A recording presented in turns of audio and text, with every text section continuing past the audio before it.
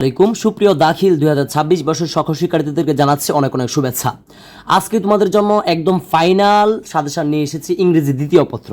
তবে কথা হচ্ছে ভিডিও শুরুতেই বলবো, আজকে যে তোমাদের ইংরেজি ফার্স্ট পেপার পরীক্ষাটা হয়েছে আমাদের এখান থেকে কিন্তু একদম সবই কমন পড়েছে, শুধু আনসিনটা কমন আসে নাই।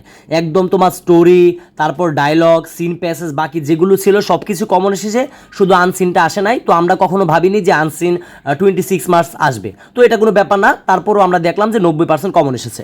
তো আজকে যে তোমাদের জন্য ইংরেজি দ্বিতীয় পত্র সাজেশনটা নিয়ে এসেছি, আমি আশা করতে পারি যে স্টুডেন্ট তোমরা এ প্লাস পাওয়ার দৌড়ে আছো, তোমরা ইনশাল্লাহ আমাদের এই সাজেশনটি দেখো, ইনশাল্লাহ এ প্লাস পাবে।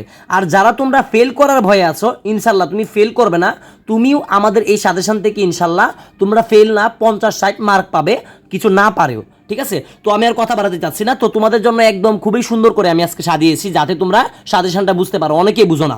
আরেকটা কথা হচ্ছে, এই ভিডিও শুরুতেই বলি, কথাটা হচ্ছে যে ইংরেজি সেকেন্ড পার্টের ক্ষেত্রে কখনোই কিন্তু যে গ্রামারের 60 নাম্বার থাকে, ভালো করে বুঝবা। প্রথমেই কিন্তু তোমাদেরকে বলতেছি, গ্রামারের যে 60 নাম্বার এবং লিখিত 40 নাম্বার, গ্রামারের 60 নাম্বার কিন্তু কখনোই হুবহু কমন থাকে না, তবে থাকতেও পারে। তবে কথা হচ্ছে, আমি যে বিষয়গুলি দিব গ্রামারের জন্য 60 নাম্বারের, এই বিষয়গুলো যদি তুমি বুঝে বুঝে পড়তে পারো ইনশাল্লাহ কমন পাবা পরীক্ষায়। এবং লিখিত যেগুলো আছে এগুলো ইনশাল্লাহ 40 নাম্বার আমরা যেগুলো দেবো সেগুলো থেকে একদম হুবহু কমন থাকবে। কিন্তু গ্রামারের ক্ষেত্রে একটু হচ্ছে যে হুবহু কমন নাও থাকতে পারে, এটা একটু মাথায় রাখতে হবে। গণিত এবং হচ্ছে ইংলিশ গ্রামার এগুলো কখনোই হুবহু কমন থাকে না। তো ফার্স্ট দেখো, আমরা 100% সাজেশনটা কিন্তু নিয়ে এসেছি, ইনশাল্লাহ কমন পাবে এগুলো তোমরা এক্সারসাইজ করলে। 1 নং প্রশ্নের জন্য দেখো, বাংলাতে লিখছি 1 নং প্রশ্নের জন্য তোমরা যে এই বিষয়গুলো দেখতে হবে, আনসার টু দ্য কোয়েশ্চন নং 1 আবার লিখছি।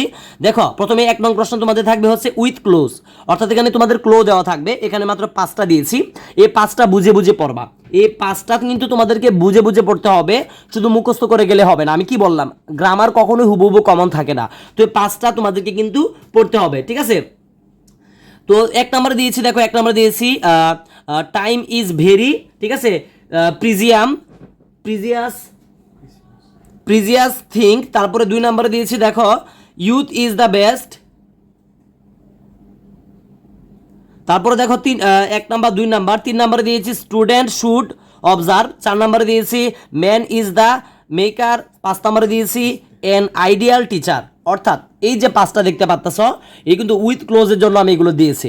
এখন কথা হচ্ছে যে এগুলো আমি কি মুখস্থ করে গেলে সরাসরি এখান থেকে কমন পাবো না। গ্রামারের ক্ষেত্রে এটা তোমরা যারা জানো, যারা পড়ালেখা আসলে করছো, তোমরা খুব ভালো করে জানো যে গ্রামার কিন্তু কখনোই হুবহু কমন থাকে না।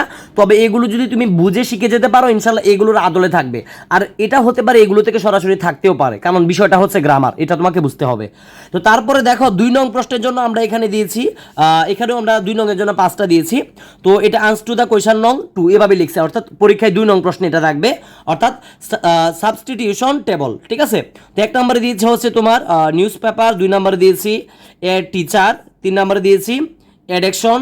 তারপরে দেখো যে 4 নম্বরে দিয়েছে হচ্ছে ক্লিন ওয়াটার, 5 নম্বরে দিয়েছি ট্রিজ।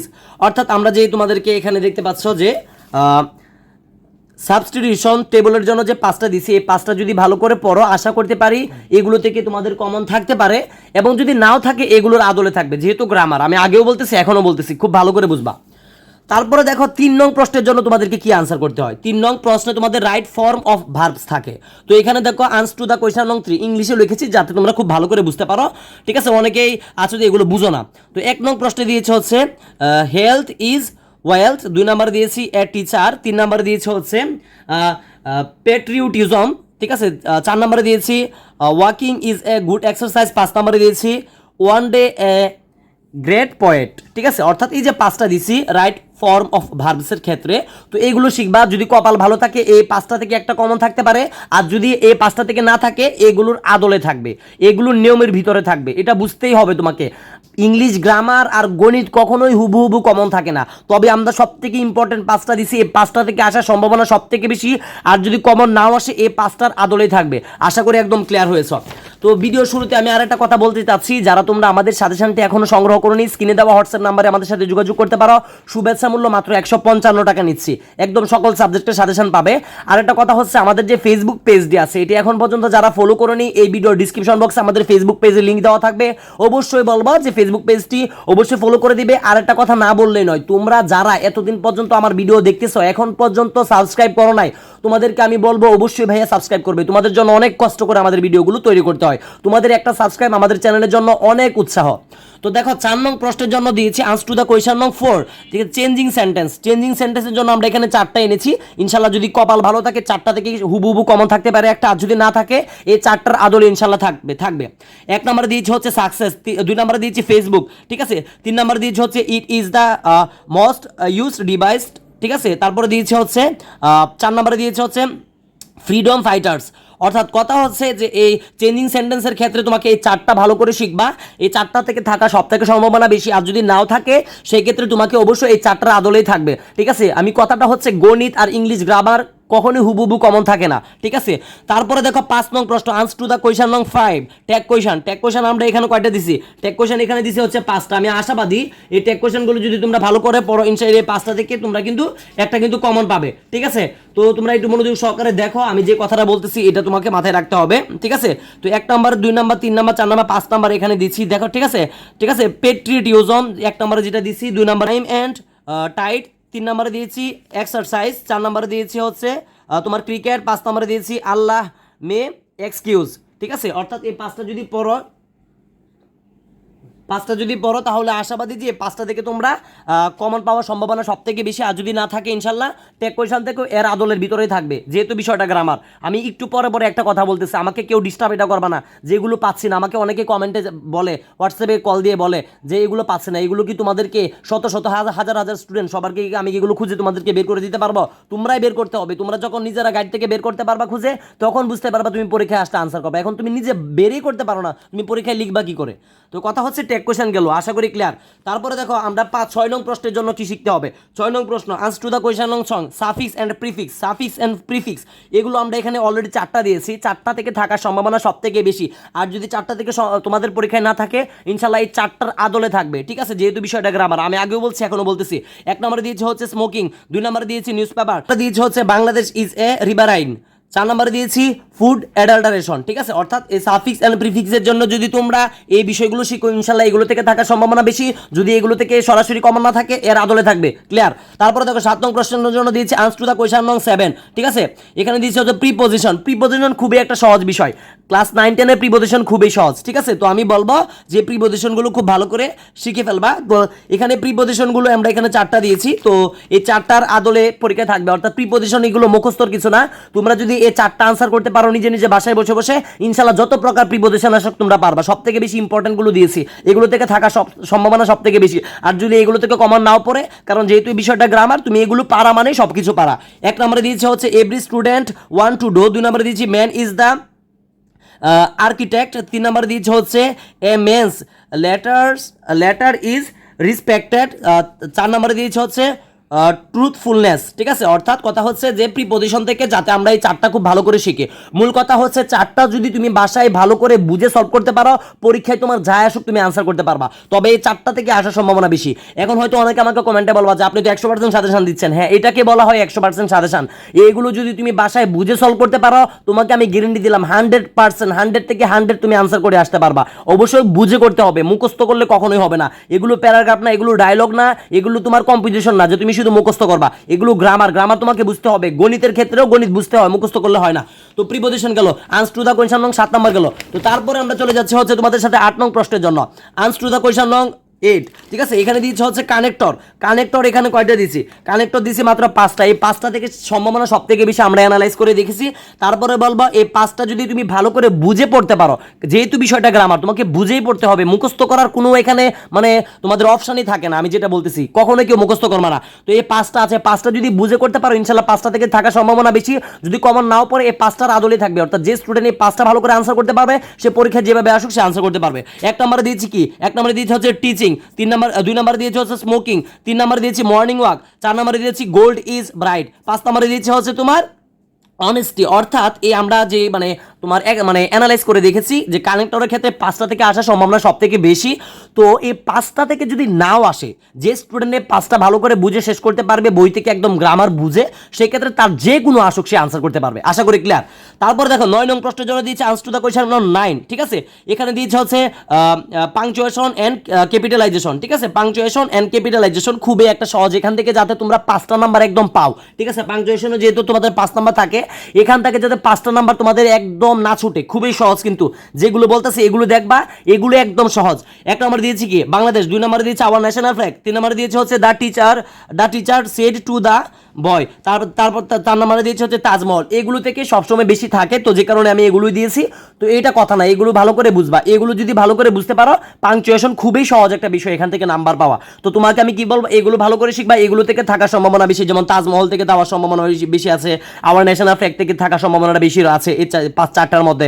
তবে কথা হচ্ছে এগুলো যদি বুঝে পড়তে পারো, পরীক্ষায় ভাই যাই থাক তাতে তোমাদের কোনো সমস্যা নাই, এগুলো বুঝে করবা, ঠিক আছে। এগুলো থেকে থাকার সম্ভাবনা বেশি, না আসলে তুমি পরীক্ষা আনসার করতে পারবা যদি বুঝে করো। তো তারপরে দেখো আমরা রাইটিং মার্ক, অর্থাৎ এতক্ষণ পর্যন্ত তোমাদের সাথে ভাইয়া দেখো যে বিষয়টা নিয়ে আলোচনা করছিলাম, তোমাদের যে বিষয়টা অর্থাৎ যে 100 নম্বরের যে পরীক্ষাটা হবে, এটা কিন্তু টোটাল 100 মার্কের একটা পরীক্ষা হয়, ইংরেজি মানে সেকেন্ড পার্ট 100 মার্ক। এর মধ্যে আমি গ্রামারের যে 60 নাম্বার ছিল সেটা নিয়ে আলোচনা করছি। এখন তোমাদের সাথে আমি লিখিত অর্থাৎ রাইটিং যে মানে মার্ক থাকবে তোমাদের 40 নাম্বার, এগুলো যা দিচ্ছি এগুলো থেকে ইনশাল্লাহ 40-এর 40 কমন পাবে। এটাতে আর কিছু বুঝাবুঝির নাই, ঠাটা মুখস্থ করবা, এগুলো তার কিছু বুঝার নাই, ঠাটা মুখস্থ। রাইটিং মার্কের জন্য আমরা 40 নাম্বার যে আছে এটার জন্য এই রাইটিং অর্থাৎ রাইটিংটা তোমাদের শুরু হবে হচ্ছে 10 নং প্রশ্ন থেকে আনসার টু দ্য কোয়েশ্চন নং 10, ঠিক আছে। তো প্যারাগ্রাফ এখানে কি দিয়েছি, প্যারাগ্রাফগুলো এগুলো অবশ্যই তোমাকে শিখতে হবে, কারণ আমরা সব থেকে মানে সহজগুলো মানে যেগুলো পরীক্ষায় কমন আসা সব থেকে সম্ভাবনা বেশি এগুলোই দিয়েছি, এগুলো তোমাকে সবগুলো শিখতে হবে। 1 নম্বরে দিয়েছি, ঠিক আছে, ট্রিপেলটেশন, 2 নম্বরে দিয়েছে হচ্ছে ট্রাফিক জ্যাম, 3 নম্বরে দিয়েছে উইন্টার মর্নিং, 4 নম্বরে দিয়েছি the necessary importance of learning English, 5 নম্বরে দিয়েছে হচ্ছে ইন্টারনেট, 6 নম্বরে দিয়েছে হচ্ছে আর্লি রাইজিং, 7 নম্বরে দিয়েছে আওয়ার ন্যাশনাল ফ্ল্যাগ।